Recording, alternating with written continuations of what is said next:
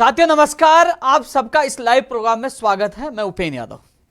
साथियों करीब 20 से 21 मिनट में इस लाइव प्रोग्राम में लेट हो गया क्योंकि मैं रास्ते में था, क्योंकि पहले मैं सचिवालय गया था, उसके बाद और कहीं गया हुआ था क्योंकि कुछ चीज़ों को लेकर जो रणनीति हम विधानसभा घेराव को बना रहे हैं, घेराव को लेकर जो बना रहे हैं उसको लेकर कई साथियों से मैं मिलने गया था, तो थोड़ा सा लेट हो गया। लेकिन आज का लाइव महत्वपूर्ण है आप लोगों के लिए, कई लोगों के लिए अच्छी अपडेट है और कई लोगों को अभी और संघर्ष करना पड़ेगा। साथियों जो लाइव है ये तमाम उस ग्रामीण परिवेश सब जगह जो युवा हैं जो इंतजार करते हैं भर्ती का, जो लंबित हो चाहे नहीं भर्ती हो, उन तक पहुंचाने के लिए पूरी जो वर्तमान में क्या चल रहा, क्या होने वाला है, सब इंतजार कर रहे हैं, सब कोचिंग कर रहे हैं कि मेरी भर्ती की विज्ञप्ति कब आएगी, कब एग्जाम होगा, कब परिणाम आएगा, कब ज्वाइनिंग होगा।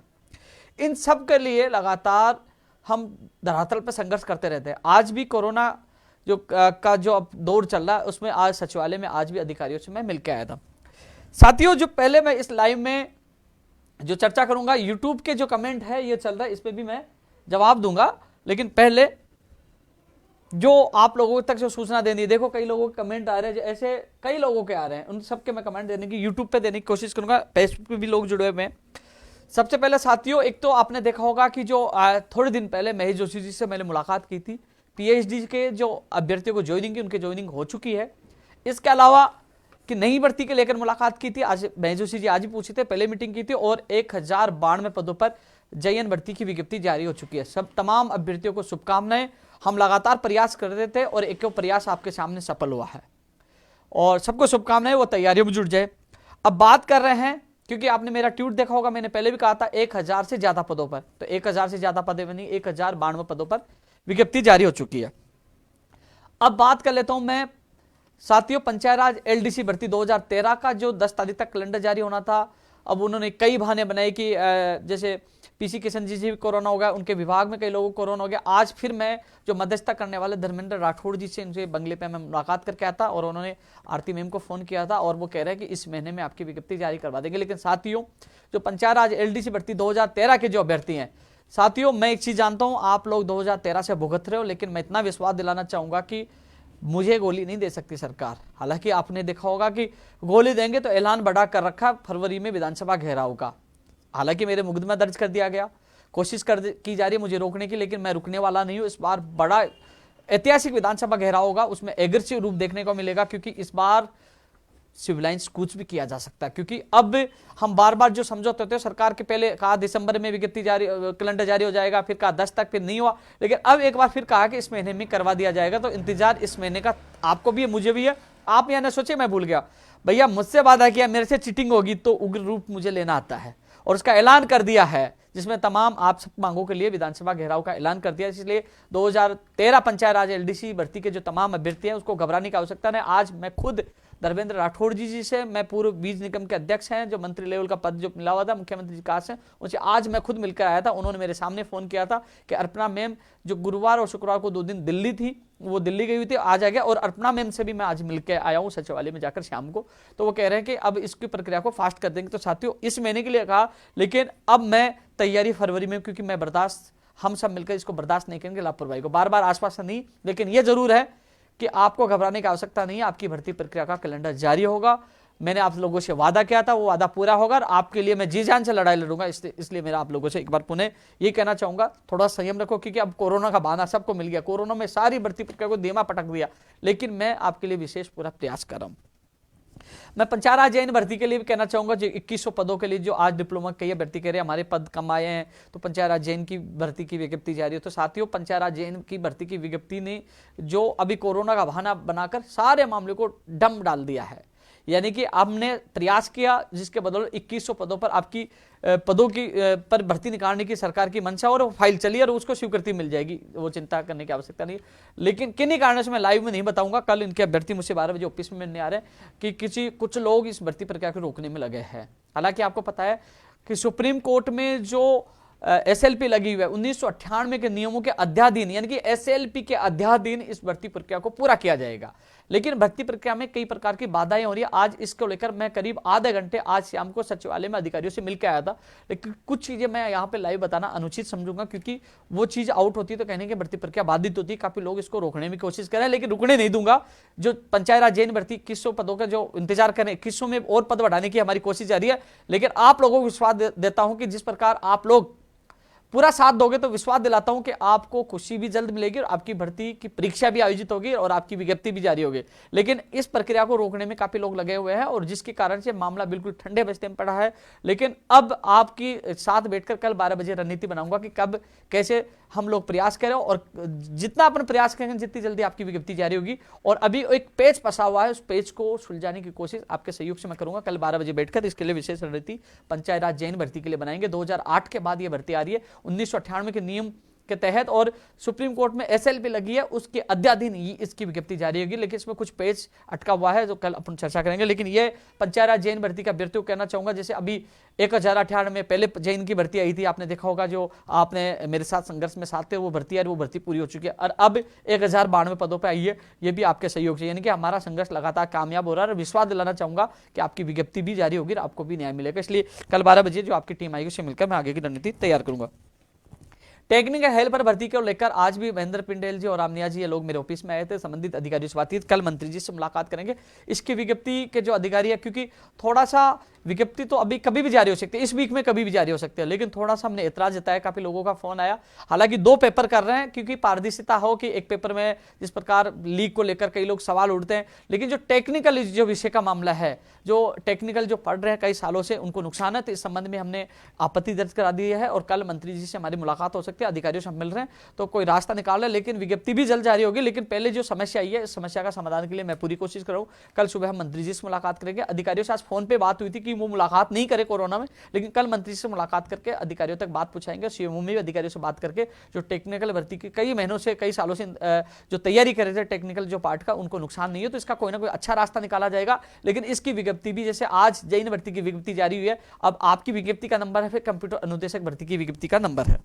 तो कल मंत्री जी से मिलेंगे और जो भी अपडेट होगी आप लोगों को ट्विटर या सोशल मीडिया के माध्यम से आपको बता दी जाएगी। टेक्निकल हेल्पर भर्ती के बारे में मुझे पता है, लगातार हम प्रयास करें। साथियों, मुझे पता है इसमें समय जरूर लगा, लेकिन इस भर्ती के लिए साफ मना कर दिया गया था। आपके संघर्ष जो हमने प्रयास किया, आंदोलन किया, उसके बदौलत 1512 पदों पर इसकी वित्तीय स्वीकृति मिली। अब इसकी विज्ञप्ति बहुत करीब, यानी कि आज भी मेरी बात हुई थी जब मैं महेंद्र जी और रामनिया जी के सामने बात कर रहा था, इसी वीक के लिए संभावना बता रहे हैं। लेकिन संभावना आगे भी, क्योंकि जब हम लोग जो परिवर्तन चाहते हैं, टेक्निकल जो आप चाहते हो कि आपका जो सब्जेक्ट जुड़े, जो विषय जुड़े टेक्निकल वाला, तो मान लीजिए लेट भी हो जाए तो आप इस पे चिंता मत करना, क्योंकि आपकी समस्या का निदान जरूरी है। लेकिन जहां तक अधिकारी बता रहे इस वीक के लिए, लेकिन कल मंत्री जी से मिलने के बाद स्थिति स्पष्ट हो जाएगी टेक्निकल हेल्पर भर्ती की। अब मैं कंप्यूटर अनुदेशक भर्ती की बात करूंगा। आज मैं शिक्षा विभाग में गया था, जो संबंधित इसका जो वर्गीकरण जो देख रहे थे, उन्होंने कहा कि हम वर्गीकरण भेज दिया है और अधीनस्थ बोर्ड पहुंच गया। फिर मैंने ट्वीट भी किया कि मैं अच्छी बात है, और उन्होंने ये कहा कि वो उच्च स्तर पर तैयारी हो रही है, 1-2 दिन में कभी भी इसकी विज्ञप्ति जारी हो सकती है। लेकिन अभी शाम को थोड़ी देर पहले बोर्ड के किसी व्यक्ति से मैंने मुलाकात की, तो उन्होंने बताया अभी तक इसकी पदों का वर्गीकरण नहीं आया, अभी बीकानेर से आना बाकी है। निदेशक मोदी जी को मैंने कॉल भी लगाया था, फोन अटेंड नहीं किया। कल मैं निदेशक मोदी जी से बात करके इसका वर्गीकरण जल्द से जल्द अधीनस्थ बोर्ड भिजवाने के लिए पूरे प्रयास करूंगा, कल बात करूंगा। और अधीनस्थ बोर्ड जैसे ही आएगा तो उसके बाद 5-7 दिन से ज्यादा समय नहीं लगेगा, क्योंकि वो उसको चेक करेंगे कि वर्गीकरण सही आया गलत है। सही आते ही तो फिर जो आपके आवेदन प्रक्रिया की तिथि, वो उसमें थोड़ा बहुत, क्योंकि पहली बार नियम बने तो वो चेक करने में 2-4 दिन अधीनस्थ बोर्ड को लग सकता है। तो ऐसे साथियों, जैसे होगी अपडेट आपको मैं बता दूंगा। लेकिन मैं आप लोगों से, मुझे खेद भी है, पहली बार मुझे लगा, लेकिन देखो उन जो शिक्षा विभाग में जब मिला तो उन्होंने मुझे खुद ने कहा कि भैया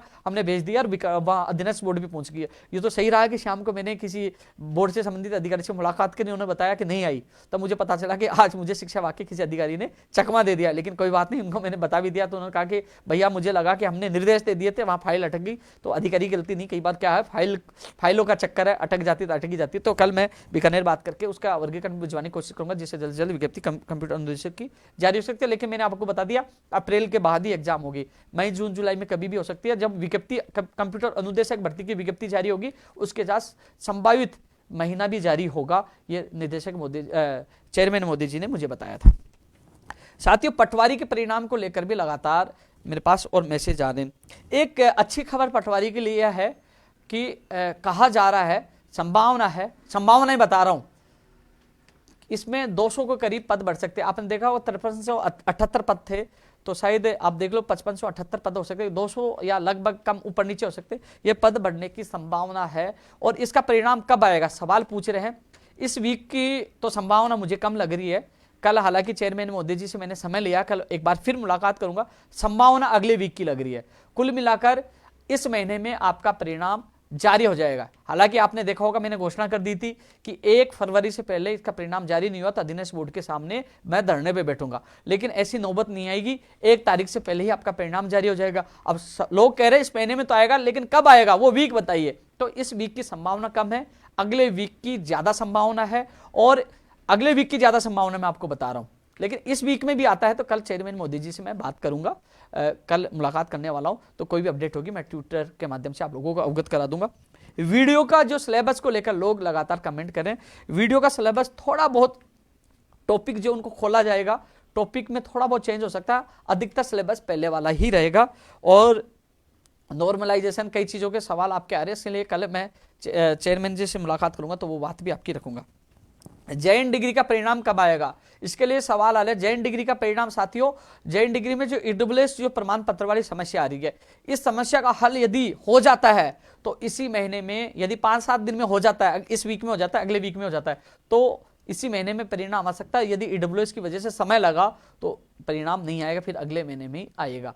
अब ईडब्ल्यूएस वाली जो समस्या का निस्तारण के संबंध में कल मैं मिलूंगा कि जल्द से जल्द निस्तारण करके इस महीने में इसका परिणाम निकाले। तो कल चेयरमैन मोदी से मुलाकात होगी तो आपकी बात रखूंगा। लेकिन ईडब्ल्यूएस जो प्रमाण पत्र का जो वैधता को लेकर जो उसको लेकर मामला उलझा हुआ है, इस पे बोर्ड को निर्णय लेना, उसके यदि जल्द निर्णय बोर्ड ले लेगा तो इस महीने में आ जाएगा, नहीं तो थोड़ा समय जैन डिग्री के परिणाम में आएगा।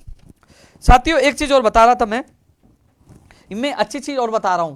कई लोग देख रहे होंगे कि साथियों जो मुझे सवाल करते थे कि हमारी सूचना सहायक भर्ती की मांग करो कि सूचना सहायक भर्ती भी निकाली जाए। कुछ लोग कहते थे कि जूनियर अकाउंटेंट की मांग करो कि हमारी भर्ती भी निकाली जाए। कुछ कहते थे प्रोग्रामर की मांग करो, फर्स्ट ग्रेड सेकंड ग्रेड। तो अच्छी खबर है, जूनियर अकाउंटेंट की भर्ती भी आएगी। वो पदों की संख्या 3000 भी हो सकती है, 2000 भी हो सकती है, 4000 भी हो सकती है, लेकिन 2000 प्लस पदों पर। क्योंकि मैं 2000 प्लस इसलिए बता रहा हूं, कई लोगों ने मुझे 3000 प्लस भी बताए हैं। तो 2-3000 प्लस पदों पर जूनियर अकाउंटेंट भर्ती की विज्ञप्ति जारी होगी। थोड़ा सा इसमें समय लगेगा, कोरोना काल में सारा मामला अटका पड़ा है, लेकिन जो जूनियर अकाउंटेंट भर्ती का जो इंतजार कर रहे थे, अधीनस्थ बोर्ड ही इस बार एग्जाम कराने की संभावना बता रहे हैं। अभी जो जहां तक मेरे अधिकारियों से बात, क्योंकि मैं लगातार मांग कर रहा था, मैंने कहा साहब बता तो दीजिए जिसे अभ्यर्थी तैयारी कर सके, भर्ती आएगी कि नहीं आएगी, लगभग पद बता दीजिए। तो उन्होंने 2-3 हजार प्लस बताए।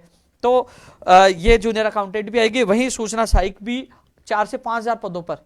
मैं जो ये आंकड़े संभावित बता रहा हूं, 4000 से ऊपर भी 55, 45, 46 तक हो सकते हैं, या 5000 प्लस भी हो सकते हैं। तो 4-5 हजार पदों पर सूचना सहायक भर्ती भी आएगी, लेकिन इसमें थोड़ा समय लगेगा, इसकी भी संभावना मुझे अधिकारियों ने बताई है। तो सूचना सहायक और जूनियर अकाउंटेंट के अभ्यर्थी तैयारी करें। प्रोग्रामर भी 1000 से ज्यादा लगभग हो सकते हैं, करीब कम भी हो सकते हैं, ज्यादा भी हो सकते हैं। तो प्रोग्रामर की भर्ती के पद, लेकिन इसमें विज्ञप्ति जारी होने में मार्च अप्रैल भी हो सकती है, लेकिन भर्ती जरूर आएगी।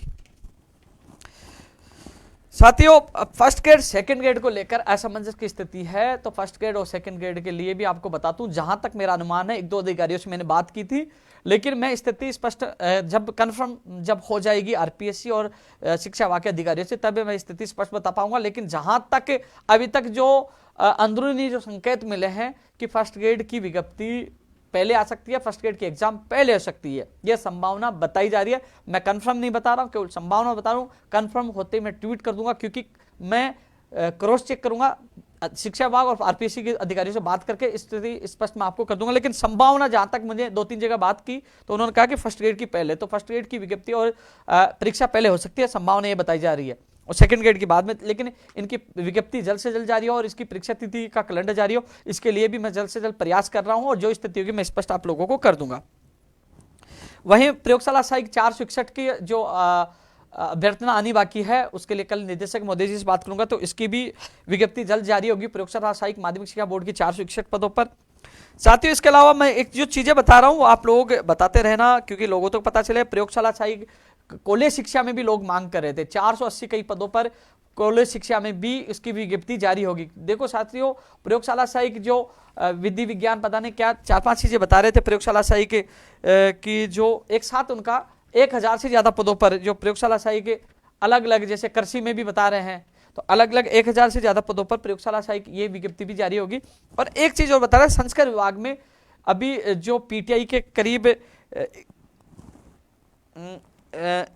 60 पद बता रहे हैं संस्कृत विभाग में, और लाइब्रेरियन के 31 पद है अभी तक। पदों की संख्या बढ़ाने की हम कोशिश कर रहे हैं। संस्कृत विभाग में भी इनकी अभ्यर्थना अधीनस्थ बोर्ड पहुंची है, इसकी भी विज्ञप्ति जारी करने की कोशिश कर रहे हैं। वहीं संस्कृत विभाग में रीट 1777 पद जो उनकी वित्तीय स्वीकृति मिली है। इसके अलावा पीटीआई और पुस्तकालय अध्यक्ष की भर्ती की विज्ञप्ति भी निकलवाने की हम मांग कर रहे हैं। मैं नर्सिंग भर्ती 2013 के संबंध में बात करूंगा, रीट 50,000 के संबंध में बात करूंगा, क्योंकि रीट 50,000 के काफी कमेंट आ रहे हैं। लेकिन मैं इसलिए बोल रहा हूं कि एक बार ये सारी चीजें बोल दूं, उसके बाद कम से कम फिर आपसे मैं विस्तारपूर्वक चर्चा करना चाहूंगा। कल चेयरमैन साहब से मुलाकात करूंगा मैं। इसके अलावा साथियों, एक जो ओमार सीट वाला जो 5वां विकल्प दिया, कई लोग खाली छोड़ के आते हैं सेटिंग के चक्कर में कि हम बाहर से गोले करवा लेंगे, भरवा लेंगे। इस संबंध में हरियाणा ने जो 5वां विकल्प वाला रखा है कि यह विकल्प भरना अनिवार्य होगा, नहीं भरेगा तो माइनस मार्किंग होगी। तो साथी ये चीज एक दिन मैंने भी ट्वीट के माध्यम से आवाज उठाई थी, किसी साथी ने मुझे सुझाव दिया था, अच्छा सुझाव है। कल चेयरमैन मोदी जी के सामने ये बात रखूंगा और आरपीएससी और सरकार के सामने रखूंगा कि राजस्थान में भी ऐसा लागू किया जाए। नेत्र सहायक, फार्मासिस्ट, रेडियोग्राफर, लेफ्टिनेंट तंत्रिका, चिकित्सा विभाग की भर्तियों के लिए भी प्रयास जारी है। साथियों, सारी भर्ती प्रक्रिया जो ये होने वाली थी, केवल कोरोना का बहाना बनाकर सारे मामलों को ठंडे बस्ते में डाल रखा है। लेकिन जैसे स्थिति स्पष्ट होगी, मुझे लग रहा है कि जो विधानसभा घेराव का जो हमने ऐलान किया है, क्योंकि कोरोना का जो प्रकोप धीरे धीरे अब कम होता जाएगा, लगता है कि जो अनुमानित जो अखबारों में सब जगह हम देख रहे हैं कि कह रहे हैं कि 15 फरवरी तक इनका पीक पे आ जाएगा, तो शायद विधानसभा 20 फरवरी के बाद चलेगी। बजट का सत्र रहेगा, तो उस समय हम सब मिलकर तमाम नई भर्तियों के लिए, बजट में नई भर्ती घोषणाओं के लिए, गैर जमानती कानून, बाहरी राज्य कोटा, तमाम मांगों को लेकर विधानसभा घेराव करेंगे, जिसे रीट में पद बढ़ाने की मांग भी प्रमुख तौर पर होगी। भाई कई बार किसी की मांग भूल जाता हूँ, लोग गाड़ियां और देते हैं। भैया मैं आप लोगों के लिए भागता हूँ, आप लोगों, क्योंकि ये सारी चीजें मैं अधिकारियों से खुद मिलता हूँ और खुद मिलकर आप लोगों तक पहुंचाने की कोशिश करता हूं, जिससे आप लोगों तक बात पूछे। कनिष्ठ अनुदेशक में नियम संशोधन की अधिसूचना जारी होगी। 600 निवासी स्कूल व्याख्याता भर्ती वाला मामला संज्ञान है। विशेष शिक्षक पद, क्योंकि यदि 50,000 की जो हम मांग करें, 50 नहीं 45,000 कर दो, तो 45,000 की यदि मांग पूरी होगी तो विशेष शिक्षक के पद बढ़ेंगे। ग्राम सेवक वाला मैं कल बता दूंगा। पशुधन सहायक और जलदारी, पशुधन सहायक में जो आरक्षण की वजह से मामला अब निदेशालय में पड़ा है। जलदारी में पद योग्यता के जो बदलाव और डीओपी में फाइल गई है, तो दोनों में समय लग रहा है। वनपाल वन रक्षक के जो मामले में है, इसके अभी कैलेंडर में जारी हो, परीक्षा तिथि के लिए प्रयास करेंगे। इसके अलावा टीआरए, साथियों टीआरए की विज्ञप्ति जैसे ही कार्यविभाग से वो प्रक्रिया पूरी हो जाएगी, जो सीएटी से हम इसको बाहर करवा रहे, टीआरए सहित अन्य जो भर्ती यहाँ जिनकी विज्ञप्तियां जो पहले की पुरानी है या 2022 से पहले की है, उनको टीआरए से बाहर करवाने की कोशिश करें। इसमें जब हेमंत गेरा जी जो डीओपी सेक्रेटरी से मुलाकात हुई थी, उन्होंने कहा कि हाँ इनको हम बाहर करके जल्द से जल्द इन भर्तियों को पूरा करवाएंगे। तो उसके निर्देश अभी अधीनस्थ बोर्ड को नहीं मिले। अधीनस्थ बोर्ड को निर्देश मिलते ही टीआरए की विज्ञप्ति भी जारी हो जाएगी, क्योंकि सीएटी करवाएंगे तो बहुत लंबी प्रक्रिया हो जाएगी और टीआरए की एग्जाम समय पर नहीं हो पाएगी। तो टीआरए के जो अभ्यर्थी थोड़ा सा और संयम रखें, क्योंकि जो मैं ज्ञापन देकर आया था उस पर कार्रवाई हो रही है और सीएटी से इनको टीआरए और जो सीएटी में और भर्तियां जो पुरानी उनकी विज्ञप्तियां हैं या अभ्यर्थनाएं हैं, उनको बाहर किया जाएगा और उनकी भर्ती परीक्षा आयोजित करवाई जाएंगे। और जो सीएटी लागू करेंगे, जो आगामी जो भर्तियां नहीं आएंगी उन्हीं पे लागू कर पाएंगे। साथियों, जो विधानसभा घेराव है, इंटरव्यू प्रथा भी समाप्त होनी चाहिए। आपने देखा आरपीएससी का जो लेटर आया था वो सरकार के ऊपर छोड़ दिया है। साथियों, बाहरी राज्य का कोटा समाप्त हो, उसके लिए भी जो तमाम मुद्दे हैं उनके लेकर विधानसभा हम घेराव करने वाले हैं। साथियों, एक चीज और मैं बता रहा था आप लोगों को, नर्सिंग भर्ती 2013 के जो अभ्यर्थी हैं, कई लोग तो लड़कियों की आईडी बना के ट्वीट कर रहे हैं, ट्रोल करने की कोशिश कर रहे हैं। कई लोग ट्विटर पे कह रहे हैं कि हमारी भर्ती को भूले नहीं, आपके साथी जहां याद करते मैं आपका सहयोग करता हूं। जितनी मदद मुझसे हुई मैंने आपकी मदद की है। और जो लोग आईडी चेंज करके गया, वो कहते हैं उनको मेरा खुला चैलेंज है, चुनौती है, आप आ जाइए ऑफिस में, मैं आपकी हर बात का जवाब दूंगा। और जहां आप रत्ती पर भी मेरी गलती बताओगे तो आप कहोगे वो करने के लिए तैयार हूं। 2 मिनट में राजस्थान बेरोजगार एकीकृत महासंघ से इस्तीफा दे दूंगा और कार्यालय बंद करके हमेशा के लिए चला जाऊंगा। आप आइए सामने, मैं बुला रहा हूं, आपको निमंत्रण दे रहा हूं। आपकी इच्छा, कल मैं 12 बजे कार्यालय बैठूंगा, आप आ जाइए। नर्सिंग भर्ती 2013 के अभ्यर्थी कि यदि मैं गलत हूं तो आप साबित कर दीजिए। मैं लाइव मीडिया में कह रहा हूं, सोशल मीडिया पे लाइव बोल रहा हूं, तो आप साबित कर दीजिए। 2 मिनट में इस्तीफा देकर बेरोजगार संघ कार्यालय पे ताला लगा के गाँव चला जाऊंगा। आप आ तो जाइए। इतना सहयोग करने के बावजूद भी आप ट्विटर पर ऐसा कह रहे हो कि हमारे साथ धोखा कर दिया, हमारा साथ नहीं दिया। तो आप आइए, मैं आपकी हर बात का जवाब देना चाहूंगा कि आपका साथ कहां दिया। किस कारण से आपकी भर्ती प्रक्रिया अटकी पड़ी है। जितना सहयोग मुझसे हो मैंने सहयोग किया, लेकिन ट्विटर पर आप जो कमेंट कर रहे हो, आप खुद की नाकामयाबी छुपाकर और मुझे नाकामयाब कहने की कोशिश कर रहे हो कि मामला न्यायालय में है। न्यायालय में कैसे पूछा, क्या मामला हुआ, कैसे पहले क्या हुआ, हर चीज का जवाब दूंगा। मैं चुनौती दे रहा हूं, चेतावनी दे रहा हूं, आ जाइए, चैलेंज दे रहा हूं, आ जाइए, गलत साबित कर दीजिए। लेकिन आप में आने की हिम्मत नहीं है, क्योंकि आप अपनी जगह सही नहीं है, क्योंकि आप किसी को गलत ठहरा सकते हो, तो आपका साथ कौन देगा। क्योंकि आज कम से कम पहले भी साथ दिया और आज भी साथ दे रहा हूं, और आप ऐसी बात करोगे तो कोई साथ नहीं देगा। साथ चाहिए तो सही बोलना पड़ेगा, और साथ के लिए मैं हमेशा तैयार हूं। लेकिन जिस प्रकार आप ट्रोल करके ऐसा लिख रहे हो हमारे साथ धोखा किया, किसने धोखा किया, किसने धोखा किया। मैंने धोखा नहीं किया, मैंने हमेशा साथ दिया। धोखा किया तो साबित करिए, आप कहोगे वो करने के लिए तैयार हूं। ये वीडियो काट के रखना, मैं झूठ बोल रहा हूं तो ये लाइव जा रहा है, तो कम से कम आप किसी को भ्रमित नहीं करिए। आपके जो लखनऊ में गए थे उनको पता है क्या स्थिति हुई थी, जब फरवरी में क्या हुआ था। भाई मैं तो आपके सामने मंत्रियों को ला सकता, मंत्रियों ने कसम खाई थी, मैं तो आंदोलन करके सरकार को आपके सामने ला सकता, आपको सीएम से मिलवा सकता, जितना मुझसे वो मैंने किया। आप बुला लो भैया, आप बुला लीजिए, आप आंदोलन करिए, बुला लीजिए आप धरने पे, मंत्री को आए थे। जितने मुझसे प्रयास हुआ मैंने प्रयास किया, आगे भी करूंगा, पूरा सहयोग करूंगा। लेकिन जिस प्रकार जो आइडिया बनाकर आप ट्रोल कर रहे हो, लिख रहे हो कि हमारे साथ धोखा हो गया, धोखा नहीं किया। और जो आपकी हितैषी है, जो हितैषी है वो आपको उकसा रहे हैं, उनसे भी नहीं होता ना, आप आ जाइए इनके साथ, आपको भी जवाब दे दूंगा। भाई कम से कम सामने आमने सामने की आने की हिम्मत तो रखिए। जवाब देने वाला है ना तैयार, मैं जवाब दूंगा, क्योंकि जो सच्चा और सही और ईमानदार हो वो जवाब देने की हिम्मत रखता है। झूठा और बेईमान इंसान कभी सामने आने की हिम्मत नहीं रखता, वो चैलेंज नहीं देता, वो कहता हाँ गोली देके निकल जाता। मैं चैलेंज इसलिए दे रहा हूं, सच्चा और सही हूं, और 12 बजे इंतजार करूंगा, आ जाइए, मैं जवाब दूंगा। ये 2013 नर्सिंग भर्ती के अभ्यर्थियों के लिए। साथियों रीट में 50,000 वाले साथियों, 2018 के बाद जो 2021 जो मान लीजिए 18 के बाद ये भर्ती आई है, 21 मान लो 22 मान लो, 31,000 पदों के दिसंबर में, 31 दिसंबर को जो विज्ञप्ति जारी हो। कॉमर्स वालों को देखो, एक चीज तो मैं बता रहा हूं आपको, स्पेशल एक चीज मुद्दे को तो आप भूल जाना आज, क्योंकि कई लोगों को ये पता ही नहीं, वो कह रहे हैं कि ईडब्ल्यूएस और एमबीसी के हमारे पद 3100 दिए जाए। ये मांग आप गलत कर रहे हो, और इस मांग की वजह से आपका पद बढ़ाने का जो मुद्दा है ना, भटक जाओगे। मुझे भी आप लोगों ने कॉल किया, आपने मंत्री का ऑडियो डाला, मैंने सुना, फिर मैं भी गया कि चलो 3100 तो बढ़े। मैं अधिकारियों से मिला, तो अधिकारियों से मैं भी मिला, आपके कहने पर, आपके मैसेज, आपके कॉल पर। जब अधिकारियों ने कहा कि उपेंद्र यादव जी आप जो मांग करे हो गलत कर, मैंने कहा कैसा समझाई, तो उन्होंने बताया कि जिस समय ईडब्ल्यूएस एमबीसी दिया गया था, तो सर्कुलर जो कार्यवाही का जारी हुआ था, उसमें यह कहा गया था कि जो प्रक्रियाधीन भर्ती जिनकी विज्ञप्ति जारी होगी, जिनके एग्जाम नहीं है, उसमें अतिरिक्त जो ये एमबीसी और ईडब्ल्यूएस दिया जाएगा। तो रीट की विज्ञप्ति 31,000 पदों की तो आपकी 31 दिसंबर को जारी हुई है। उस समय केवल पात्रता परीक्षा की घोषणा हुई थी। रीट पात्रता परीक्षा अजमेर करवाता है, वो पात्रता परीक्षा थी। पदों की विज्ञप्ति अब जारी हुई है दिसंबर में, और उस समय पदों की विज्ञप्ति जारी हो जाती, वर्गीकरण जारी हो जाता, तो उसमें यह लागू होता। अब तो इसमें दे रखा है, इसमें ईडब्ल्यूएस एमबीसी भी दे रखा है, का आरक्षण दे रखा है। तो उसमें उस समय परिस्थितियां थी, जो भर्तियां पेंडिंग थी, जिनकी विज्ञप्तियां जारी हुई, एग्जाम नहीं थी, उनकी थी। उस समय रीट की विज्ञप्ति तो जारी नहीं होती। कई लोग समझ रहे हैं कि घोषणा कर दी, घोषणा नहीं, रीट की विज्ञप्ति अब जारी हुई है। तो ईडब्ल्यूएस एमबीसी के जो पदों के लिए लगातार आप मैसेज भेजे, फिर ये क्या करेंगे कि आपको बुला लेंगे और फिर साबित कर देंगे आपकी मांग वाजिब नहीं है, तो पूरा मुद्दा आपका दब जाएगा। इसलिए हमारी तो वही बात है कि आपने कॉमर्स वालों को, आपने अपेयरिंग वालों को आपने बिठाया है, लाखों की संख्या में वो बैठे हैं। 2018 के बाद 3 साल बाद ये वैकेंसी आई है, अधिकतर लोग बैठ चुके हैं, इसलिए पदों की संख्या बढ़ानी चाहिए। बजालाल पकड़ा नहीं गया, पेपर लीक हुआ है, तो इसलिए पदों की संख्या कम से कम 50 नहीं तो 45,000 कर देनी चाहिए। इसी मुद्दे पर अपन को लड़ाई लड़नी है, यह मुद्दा रखो। क्योंकि मैं कई लोगों को फोन पे समझाया, मैं भी आपकी बात सुनकर चला गया कि चल 3100 पदों की बात तो अपन लड़ेंगे, ये तो वाजिब है। बाद में उन्होंने तथ्यात्मक मुझे समझाया, तो वास्तव में वो मांग अपनी वाजिब नहीं थी, आप लोगों को बता रहा हूं। इसलिए अपनी मांग ये होनी चाहिए, हाँ हमारी 50,000 करो, 50,000 करेंगे तो कम से कम 45 कर देंगे। तो उसके लिए साथियों जो विधानसभा घेराव जो हम कर रहे हैं, जो भर्ती परीक्षा, जो आपने देखा होगा कि जो गैर जमानती कानून के लिए लड़ाई, पहले सबसे पहले इसी लाइव के माध्यम से सबसे पहले भर्ती परीक्षाओं में गैर जमानती कानून लाने की मांग उपेंद्र यादव ने की थी। सब लोगों ने लाइव देखा होगा, मैंने ट्विटर पर सब जगह डाला था, और 4 अक्टूबर को मुख्यमंत्री जी को अवगत मैंने करवाया था।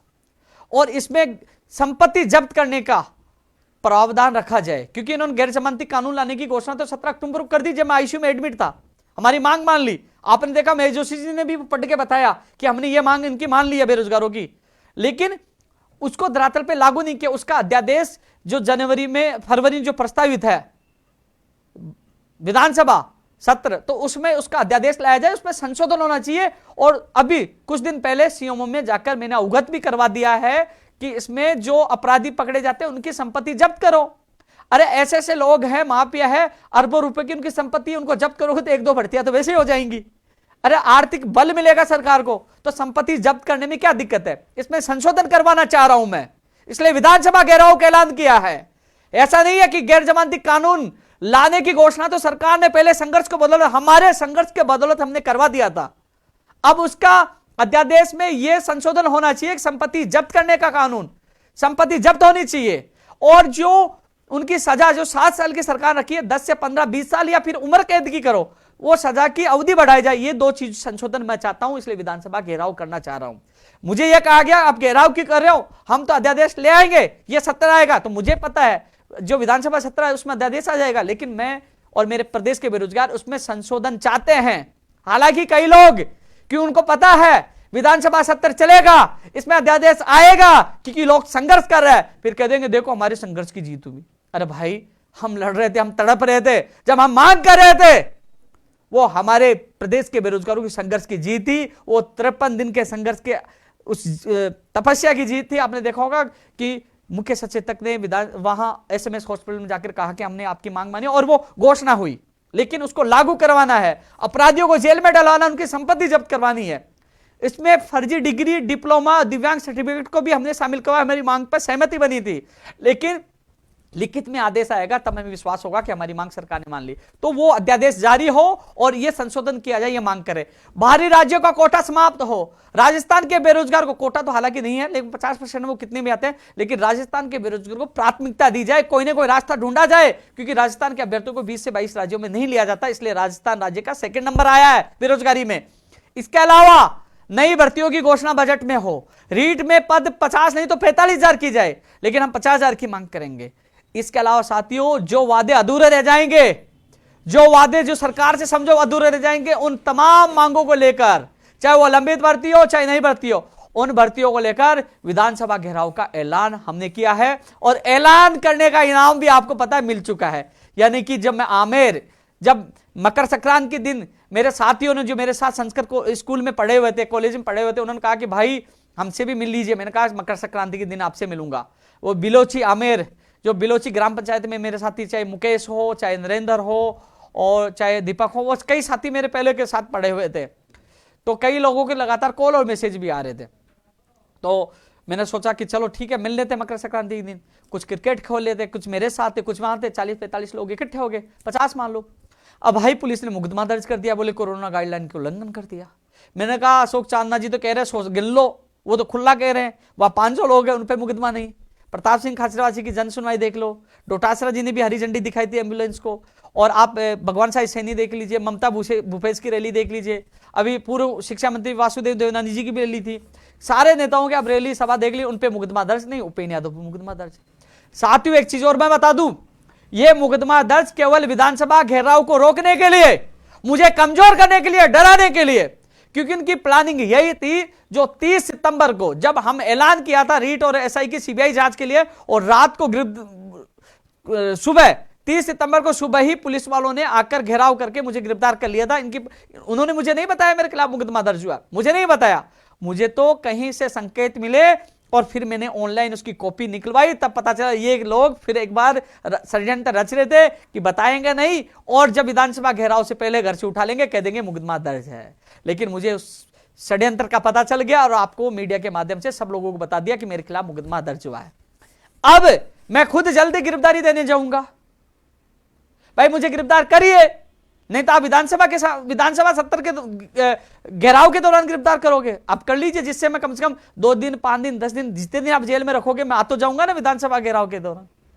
फिर मुझे गिरफ्तार करोगे तो नेताओं को भी करना पड़ेगा भैया, करना तो, क्योंकि कोरोना उल्लंघन उन्होंने भी किया है। न जेल से, न लाठी से, न केस से उपेन्द्र यादव डरने वाला नहीं है।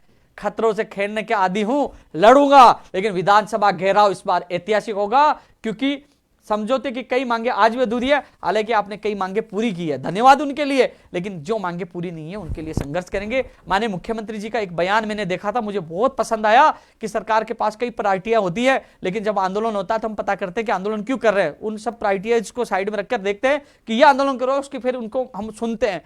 तो मुख्यमंत्री जी आपको सुनाने के लिए, हमारी मांगे पूरी करवाने के लिए विधानसभा घेराव कर रहे हैं, क्योंकि आवश्यकता है गैर जमानती कानून की, संपत्ति जब्त करवाने की, बाहर राज्यों को कोटा कम करके राजस्थान के बेरोजगारों को प्राथमिकता देने की, भर्ती परीक्षाओं का कैलेंडर जारी करने की। साथियों, एक चीज और मैं बता रहा था आप लोगों को कि कमेटी बनाने से और अनशन, क्योंकि अनशन मैंने भी किए, लेकिन आपने देखो अनशन किया, आईसीयू में मैं एडमिट हुआ, अनशन तोड़वा दिया, वार्ता का दौर हुआ, वो उस वादे से मुकर गए, फिर मुझे लखनऊ जाना पड़ा। अनशन की परिभाषा कोई भी सरकार नहीं समझ रही, अनशन की नहीं, अब तो युवाओं को ताकत दिखाकर विधानसभा के सामने ताकत दिखानी होगी, और उस ताकत का समय आ गया है। जल्दी विधानसभा सत्र की जो तारीख की घोषणा होगी, हम भी तारीख की घोषणा कर देंगे। हालांकि 21 जनवरी से जो युवा जागृति अभियान और सदस्यता अभियान चलाना था, सब युवाओं के बीच में जाना था, लेकिन इस विधानसभा घेराव के लिए उसको स्थगित कर दिया। पहला विधानसभा घेराव होगा, उसके बाद युवा जागृति अभियान और सदस्यता अभियान चलेगा। हालांकि सोशल मीडिया पर वो राजनीति आकाओं के वो चेले और वो लोग जिनकी दुकानें युवाओं के नाम पर जो राजनीति कर दी थी, उनकी बंद हम लोगों ने कर दिया था, वो लोग सोशल मीडिया पर, अब देख नीचे कमेंट बहुत लोग करते हैं, बहुत कुछ बोलते हैं, लेकिन जब राजस्थान का युवाओं का साथ है तो उपेंद्र यादव किसी षड्यंत्र से और किसी की तानाशाही से डरने वाला नहीं है कि आप लोग कितना ही आप अफवाह फैला दीजिए। अभी मुझे थोड़े दिन पहले मैं एक मीडिया के साथी के पास बैठा था, मैं शायद परसों के दिन बैठा था, तो किसी व्यक्ति ने, जो आजकल जो कॉपी पेस्ट गैंग पड़ी है, खूब है कॉपी पेस्ट गैंग, वो श्रेय लेने वाले, क्योंकि पता है विधानसभा का ऐलान हमने कर दिया घेराव का, लगातार संघर्ष हम करें, कई मांगे अब होने वाली है, जैसे ये जो गैर जमानती कानून के जो अध्यादेश भी आएगा, तो उनको पता है वाई वाई के लिए झूठे ड्रामा हम उनको करना ही पड़ेगा। तो उन लोगों ने क्या किया, 4-5 लोगों को साथ ले लिया, और एक मीडिया वालों के, भैया आप हमें नहीं दिखाते, उपेंद्र यादव क्यों दिखाते हो, ये देखिए ये भर्ती प्रयोगशाला शाही भर्ती के अभ्यर्थी है, ये प्रयोगशाला शाही भर्ती के अभ्यर्थी है, और इनसे उपेंद्र यादव ने पैसे लिए। वो आता है, भाई साहब मेरे से पैसे लिए, दूसरे कहता है भाई साहब मेरे से पैसे लिए। तो उसने कहा, मीडिया वाले ने, कि भैया पैसे लिए तो आप सबूत दीजिए, बताइए हम खबर चलाएंगे। कोई जवाब नहीं दिया। मीडिया वाले मुझे मिला कि यार भैया वो बता रहे थे, मैंने कहा ये फोटो, बोले हाँ, मैंने स्पीकर ऑन करके बात की, भाई बताए कि भाई साहब मैंने बात ही नहीं की। वो इतनी ओछी हरकत पे उतर गए कि मीडिया वाले जो बेरोजगारों का साथ दे रहे हैं, बेरोजगारों की उम्मीदों को जिंदा कर रहे हैं, संघर्ष को मजबूत बना रहे हैं, युवाओं को न्याय दिला रहे हैं, उनको भ्रमित करने में लगे कि उपेंद्र यादव को संघर्ष के बदौलत गिरा नहीं सकते, लेकिन बेईमानी साबित कर दो। लेकिन बेईमान साबित नहीं कर पाओगे। वो कई सालों से मुझे जानते हैं कि ये व्यक्ति खुला बोलता है, यदि ये बेईमान होता तो कोई भी सरकारें जेल में डाल देती। जब बड़ा आंदोलन होता है मेरे घर पे पुलिस जाती है, पूरी जांच करवाते हैं, एक एक चीज जानने की कोशिश करते हैं कि इसका क्या कमी है, ये बेईमान है तो कोई कमी बताए जिससे इसको जेल में डाले, लेकिन कोई जेल में नहीं डाल पाता। ईमानदारी सबसे बड़ी ताकत है, और इस ताकत का बदौलत हर बड़ी से बड़ी शक्ति से टकराता हूं, पीछे हटता नहीं हूं। लेकिन ये छोटी छछुंदर वाली जो हरकतें कर रहे हैं, करते रहिए, इन छोटी छोटी हरकतों से मुझे हौसला मिलेगा। और इसका नजारा आप पीछे भी देख लेंगे, कई लोगों को कमेंट भी आ रहे हैं जो आकाओं के चले, कोई फर्क नहीं पड़ेगा, क्योंकि राजस्थान में काफी युवा, लाखों युवा बेरोजगारों के साथ, लाखों के अब तो करोड़ों हो गए, उनके माता पिताओं का भी प्यार और सम्मान और आशीर्वाद है। उस आशीर्वाद से इस बार जो विधानसभा घेराव होगा ऐतिहासिक होगा। रीट में जो पद बढ़ाने वाले जो मांग कर रहे हैं साथियों, उस समय मजबूरी थी, समझौता किया था, सरकार ने कहा था कि दिसंबर में कुछ मांगे हो जाएंगी, जनवरी में कुछ मांगे हो जाएंगी। हालांकि एक दो चार मांगे पूरी हुई है, लेकिन कुछ मांगे जो नहीं हो पाई है, उसकी वजह से मैं गुस्से में हूं। अब मैं उस समझौते को भी तोड़ सकता हूं कि आपने जो समझौता किया था वो मांगे पूरी नहीं की, इसलिए मुझे विधानसभा घेराव करना पड़ा। और इस घेराव में प्रमुख तौर पर रीट में पद बढ़ाने की मांग भी रखूंगा, चाहे लहू यानी खून बहे।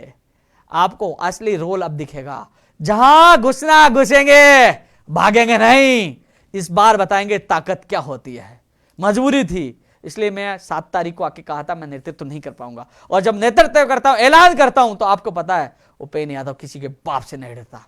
हालांकि मुझे पता है षड्यंत्र के तहत मुझे कभी भी जेल में डाला जा सकता है, लेकिन जेल में जाना मंजूर, लेकिन हार नहीं मानना, झुकना मंजूर नहीं। मुझे यह भी पता है कि अब साजिशों के दौर स्टार्ट होंगे। कई जो लोग लगे हैं, बहुत लोग लगे हैं कि उपेंद्र यादव को पछाड़ा कैसे जाए और जेल में कैसे पहुंचाए, फंसाया कैसे जाए। अलग अलग षड्यंत्र रचे जाएंगे, लेकिन षड्यंत्र कितना भी रचते हो, जब युवाओं का साथ है, उनके माता पिताओं का आशीर्वाद है और भगवान का आशीर्वाद है और सच्चाई की ताकत है, तो कोई ताकत नहीं गिरा सके, कोई फंसा सके। हालांकि बड़ी शक्तियों से, सरकारों से लड़ना बड़ा मुश्किल है, खतरा है। और यह मुझे पता है कि मैं खतरों से खेल रहा हूं। मुझे यह पता है कि कभी भी मुझे खत्म किया जा सकता है, षड्यंत्र के तेज फंसाया जा सकता है, मुझे कुछ भी किया जा सकता है। लेकिन जब मैं उन हजारों लाखों माता पिताओं के आंखों में जब खुशी के आंसू देखता हूं तो बड़ी ताकत, आनंद मिलता है। और उनके लिए लड़ना, उनके लिए संघर्ष करना, और उनके लिए मेरी जान भी चली जाए तो कोई गम नहीं, क्योंकि मुझे उतना प्यार और मान सम्मान इन सालों में मिला है। 10 साल से संघर्ष कर रहा हूं। आज एक किसान के बेटे को इतना मान सम्मान मिला है। जब सर्वे करवाया गया, सेकंड नंबर आया और लोग इतना चाहते हैं, तो सोच लीजिए आज मैं एक आईएएस भी बन जाता, एक मैं कितना बड़ा एमएलए, आपने देखा होगा 200 एमएलए, एक एमएलए 200 एमएलए के नाम पूरी जनता नहीं जानती, लेकिन आज उपेंद्र यादव का नाम लाखों करोड़ों लोग इसलिए जानते हैं कि उपेंद्र यादव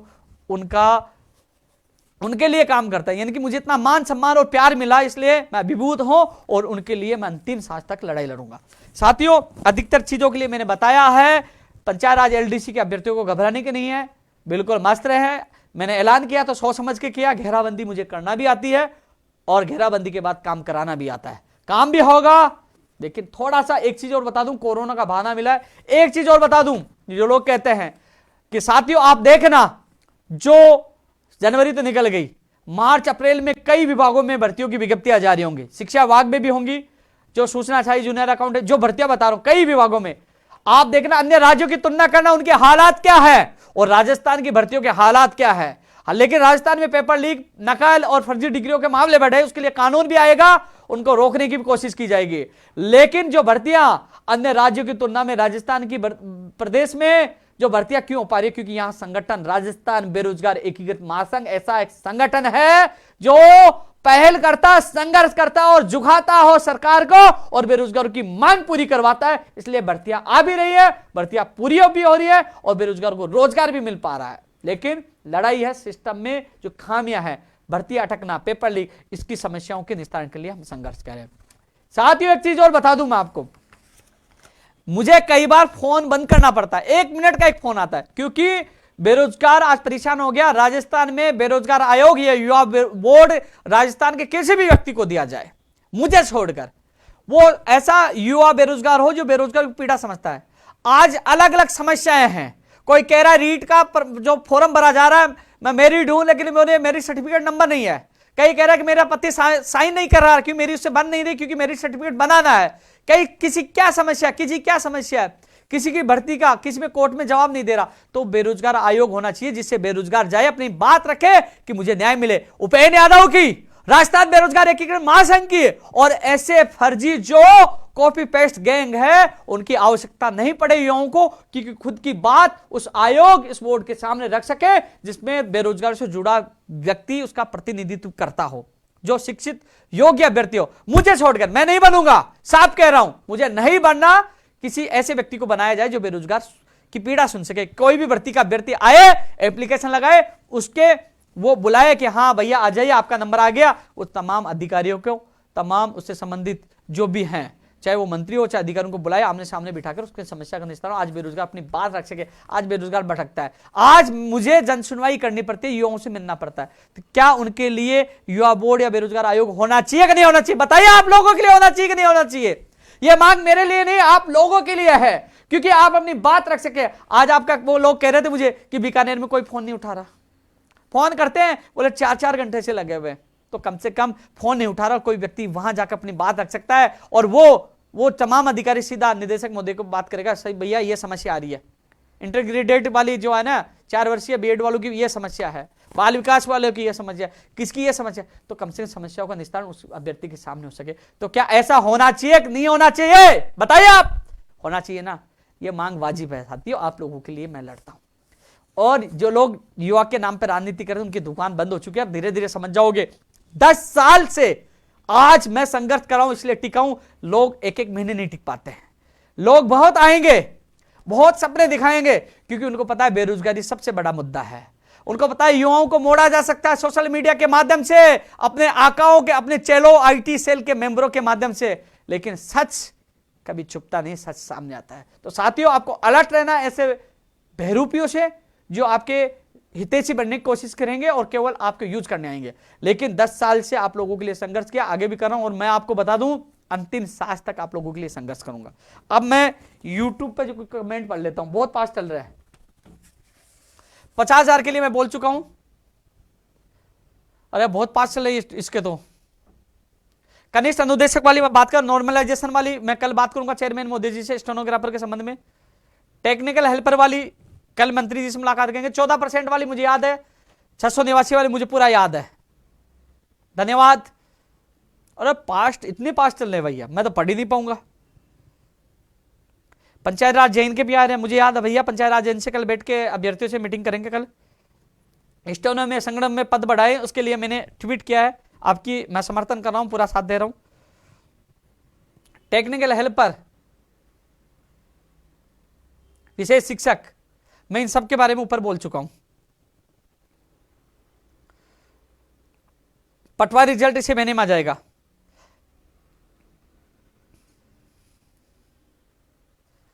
भाई बहुत तेज चल रहा है, धन्यवाद। कई लोग बहुत सपोर्ट कर रहे हैं, आप सबको प्यार के लिए बहुत बहुत धन्यवाद, क्योंकि आप लोगों का प्यार ही बड़ी ताकत है। साथियों, मैं कई बार सोचता हूं, कई लोग मुझे मिलते हैं, एक गैंग बन के पूरी कोशिश करती है, लेकिन जहां भगवान हो साथ, जहां आप लोगों का प्यार मान सम्मान साथ हो, तो कोई गिरा नहीं सकता। लेकिन यह जरूर है कि विधानसभा घेराव इस बार ऐतिहासिक होगा, बहुत बड़ा होगा, लखनऊ से बड़ा धमाका होगा, क्योंकि जोश के साथ, पूरी रणनीति के साथ, क्योंकि अब आगे बढ़ने वाले, क्योंकि आपने देखा होगा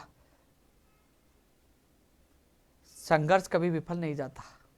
भाई मुझे अध्यादेश भी चाहिए, उसमें संपत्ति जब्त करने वाला कानून भी चाहिए, राजस्थान के बेरोजगारों को प्राथमिकता भी चाहिए, बेरोजगार या युवा बोर्ड बेरोजगार को प्रतिनिधित्व को मिले, जिससे बात है तमाम भर्तियों के लिए, जो आपकी नई भर्तियों की विज्ञप्तियां जारी हो, तमाम चीजों के लिए हम संघर्ष करेंगे।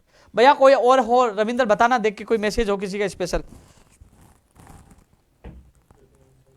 देखो इस लाइव में आज कई नई भर्तियों की मैंने सूचना दी है, कई सूचना सहायक वाले, जूनियर अकाउंटेंट वाले कमेंट कर रहे थे, उनके लिए मैंने बात रखी है, और आपको भी खुशी मिलेगी, बस आएगी, जरूर आएगी, इसी साल आएगी वैकेंसी, चिंता मत करो आप। कल चेयरमैन साहब से एक बार फिर मुलाकात कर रहा हूं, 12 बजे बाद उनसे मुलाकात करूंगा, तो आपकी बात और रखूंगा उन लोगों की। और बताए किसी का कोई कमेंट, क्योंकि मैं लेट हो गया था। नेत्र साइक के भी कमेंट आए थे, वार्ड बॉय के भी हैं,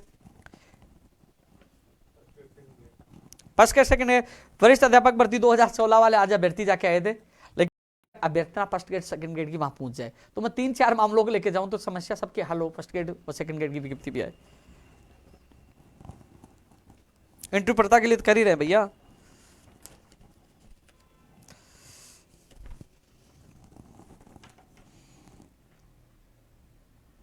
रीड 2018 वाला जो मामला है साथियों, जो सुनवाई की तारीख, कई लोगों ने कहा था कि इसको जल्दी सुनवाई कराओ, बेंच लग चुकी है, लेकिन मेरी आपके संदीप ढाका जी से मेरी बात होगी, जो भी बात मैंने बता दी थी। लेकिन साथियों संयम रखे, सच की हमेशा जीत होती है, क्योंकि जब बेंच कैंसिल हो गई, यार आपकी पता नहीं किस्मत कैसे खराब है कि बेंच नहीं बैठी, एजी साहब जोधपुरी मौजूद थे, अब बेंच नहीं बैठी, एक बार सुनवाई की तारीख दे दी, उन्होंने कहा कि समय के अभाव में, तो अब स्थितियां है। लेकिन इस बार जो सुनवाई की उम्मीद करता हूं कि इस बार आप लोगों को राहत मिल जाएगी और भर्ती प्रक्रिया क्या जल्द पूरी हो जाएगी। मैं जितना सहयोग मुझसे होगा, क्योंकि संदीप राखा जी ने मुझे कहा सुनवाई से एक दिन पहले आएंगे, तो मैं उनके साथ जहाँ ले जाएंगे मैं जाऊँगा, आपके साथ दूंगा पूरा, कि जिससे ये 2018 रीट भर्ती जल्द से जल्द पूरी हो सके।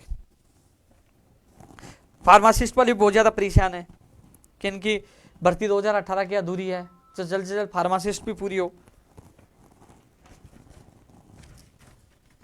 अब साथियों लाइव के साथ मैं इतना ही कहना चाहूँगा कि जल्द ही मैं देखो मैं लाइव फालतू आता नहीं हूँ, लाइव की आवश्यकता तब आता हूँ, और कंप्यूटर अनुदेशक भर्ती और टेक्निकल पर तमाम भर्तियों का मैं लगभग इसमें जिक्र ले चुका हूँ, नई भर्तियाँ भी आएंगी। लेकिन मैं इतना कहना चाहूँगा आप लोगों को, विधानसभा घेराव की आप तैयारी करें। रीट में पद बढ़ाने वाले जो अभ्यर्थी हैं, क्योंकि पहले मैं बंधन में था, समझौता हुआ था, लेकिन उस बंधन से क्या है कि सरकार वो वादा पूरा नहीं निभा पाई, तो गलती सरकार ने की, तो अब मैं उग्र भी हो सकता हूँ, गुस्सा भी कर सकता हूँ, घेराव भी कर सकता हूँ। यदि सरकार अपने वादे निभाते थे, 10 तारीख का वादा किया था, 2 वादे थे वो नहीं हो पाए, लेट हो गए, तो कम से कम मैं अब घेराव का मुझे मौका भी है, क्योंकि सरकार की तरफ से अधिकारियों ने गलती की, मांगे नहीं मानी, तो विधानसभा घेराव बहुत अच्छा होगा। ये सोच रहे हैं रीट 2001 जो पद बढ़ाने वाले 21 वाले 22 वाले कि साथियों मैं आपको बता दूं मार्च अप्रैल तक ही, मार्च अप्रैल के बाद ही, यानी कि फरवरी के बाद मार्च अप्रैल या मई में जो भी है रिजल्ट तभी आएगा रीट का। कट ऑफ है, कहने के बाद कट ऑफ तभी आएगी रीट शिक्षक भर्ती की। आपके पास जनवरी और फरवरी 2 महीने हैं जिसमें अपन ताकत दिखाकर पद बढ़वा सकते हैं।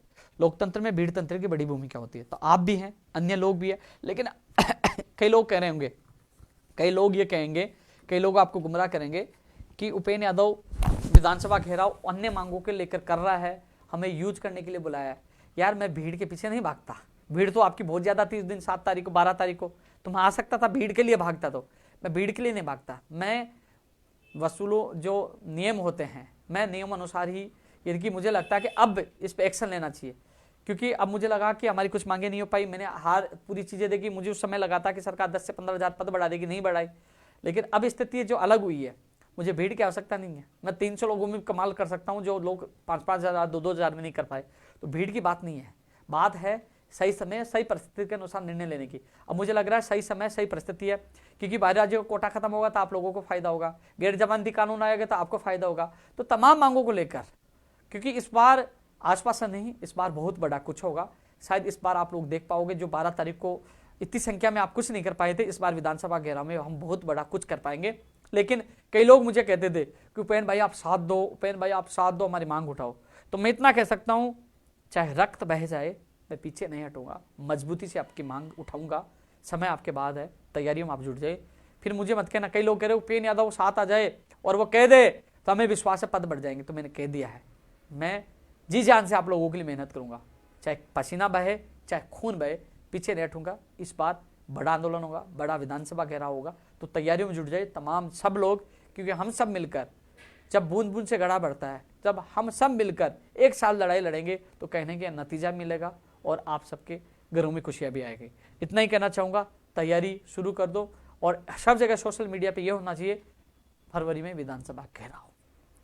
और अब मैं शायद कल दौलतपुरा थाना इंचार्ज से मिलने जा सकता हूं कि मुकदमा दर्ज किया वो वापस हटाया जाए या मुझे गिरफ्तार किया जाए, क्योंकि गिरफ्तार करके अभी गिरफ्तार कर लेंगे तो शायद मैं जनवरी में छूट जाऊंगा, नहीं तो उस समय घेराव के समय गिरफ्तार कर लेंगे तो एक बार फिर हमारे आंदोलन को विफल कर सकते हैं। तो उससे पहले इस मुकदमों को हटाने के लिए या तो कोर्ट का सहारा लूंगा या उनको कहूंगा गिरफ्तार कर लीजिए, गिरफ्तार करने के बाद जमानत तो हो ही जाएगी ना, तो कम से कम इस मुकदमे से, क्योंकि सारे मुकदमे कोर्ट के माध्यम से, पहले मैंने जमानत ली थी तो और मुकदमे मेरे पेंडिंग नहीं है, किसी में जमानत है किसी में कोर्ट के माध्यम से खत्म करवा ली है, ऐसे में एक ही इनके पास जो नया मुकदमा दर्ज हुआ यही मुकदमा है जो मुझे विधानसभा घेराव से रोक सकता है। तो इस मुकदमे को मैं खत्म करवाने की कोशिश करूंगा, हो सके तो कल मैं दौलतपुरा जा सकता हूं, कहूंगा कि गिरफ्तार कर लीजिए, और मुझे गिरफ्तार किया जाता है तो ऐसे में फिर उन मंत्रियों का क्या होगा जिन्होंने खुलेआम कोरोना गाइडलाइन का उल्लंघन किया।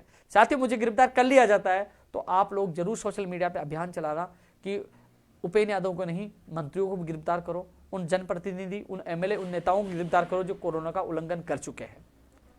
और यदि नहीं करते तो कम से कम मैं वहीं से लाइव करूंगा कि मैं गिरफ्तारी देने आया हूं, इन्होंने गिरफ्तार क्यों नहीं किया, क्योंकि मैं नहीं चाहता कि विधानसभा घेराव में कोई, क्योंकि 30 तारीख को जो बड़ा धोखा हमारे साथ हुआ था कि पहले के मुकदमे में गिरफ्तार करके 30 तारीख को आंदोलन को कुचल दिया गया था, तो फरवरी के आंदोलन को नहीं कुचला जाए इसलिए मैं कल जा रहा हूं, क्योंकि इस षड्यंत्र से, इन साजिशों से हमें दूर रहना होगा। इस बार इस विधानसभा घेराव को कामयाब बनाना है, ये मेरा नहीं, प्रदेश के लाखों बेरोजगारों को सपनों का ये घेराव है और उस सपनों को घेराव को हमें कामयाब बनाना है और इस लड़ाई को जीतना है। साथियों इतना ही कहना चाहूंगा, तैयारियों में जुट जाओ, उठो जागो, और फरवरी में जो विधानसभा सत्र होगा, क्योंकि यदि कोरोना ज्यादा रहा तो इस विधानसभा सत्र को सरकार फरवरी से मार्च में भी कर सकती है।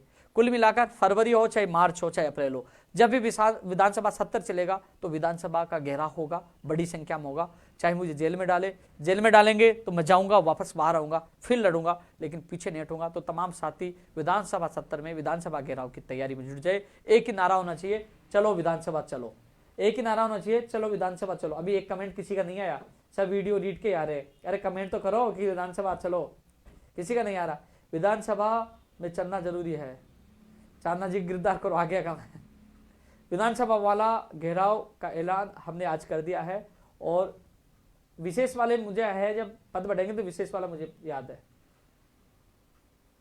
एक प्रमाण पत्र वाली जो मांग भी सही है, एक अभ्यर्थी जब ज्वाइनिंग कर लेता है उसका दोबारा उपयोग नहीं हो, यदि किसी बेरोजगार को एक बार नौकरी मिल जाती है उसका उपयोग नहीं हो, ये भी मांग हम विधानसभा घेराव में रखेंगे। साथियों, एक और लाइव में आपसे फिर मुलाकात करूंगा, तब तक के लिए बाय, जय हिंद, जय भारत।